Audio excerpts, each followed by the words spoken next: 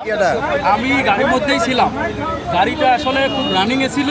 এই রানিং থাকাতে গাড়িটা হলো ওই আইলেটের এই নিচে পড়ে গেছে। রাস্তার নিচে চাকাটা যখন নেমে যায় তখন ড্রাইভার কন্ট্রোল করতে পারে না, এখানে এসে বাম সাইডে এই গাড়িটাতে মেরে দেয়। এতে সামনে কিছু মহিলা ছিল, বাচ্চা ছিল, ওরা আসলে খুব একটা আহত হয়নি, একটু স্বাভাবিকই আছে।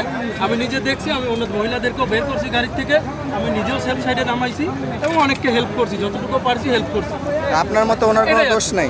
না, আমার মতে আসলে ড্রাইভার এখানে চেষ্টা করছে, আমিও দেখছি। আর উনি একজন স্টাফ হেল্পার, উনি ভাড়া কাটে, ওনার তো আসলে কোনো থাকে না। তবে ড্রাইভারটা পালাইছে, আমি দেখছি ড্রাইভারটা চলে গেছে। আসলে দেখলাম যে এখানে ওনার তো আমাদের ভলান্টিয়ার ছিল, ওনাদের ভলান্টিয়ার ইনস্ট্রাকশন শুনুন না কেন? এটা তো গাড়ির গাড়িটা সেভ করতে গিয়ে ওর চাকাটা নিচে নেমে যায়, সেক্ষেত্রে ওর কন্ট্রোলে আনতে পারল না, গাড়িটা ছিল রানিং। এটাই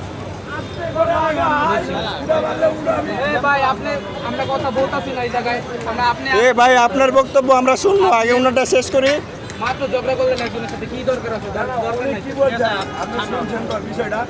আমি এখনো যেটা বলছি, কিছুক্ষণ পরেও সেটাই বলবো। আমি সচোখে যেটা দেখছি সেটাই বলছি এবং টোটালি আমি দেখছি। আমি খুব স্বাভাবিকই ছিলাম, সবাইকে আমি সান্ত্বনা দিছি, সবাই দৌড়াদৌড়ি করছে, আমি তাদের সাহস দিছি যে না, আপনারা ভয় পান না, কোনো ক্ষতি হয়নি। এটাই। আপনি ভিতরে ছিলেন? ঠিক আছে, হ্যাঁ, কিছু মাঝামাঝি ছিলাম, আমার গায়ে হালকা পাতলা ব্লাড বের হয়নি। আপনাদের গাড়িতে যাত্রী সংখ্যা কেমন ছিল? যাত্রী সংখ্যা কেমন ছিল? কিছু হয়নি, যাত্রী ফুল ছিল। 20 জন কেন বলো?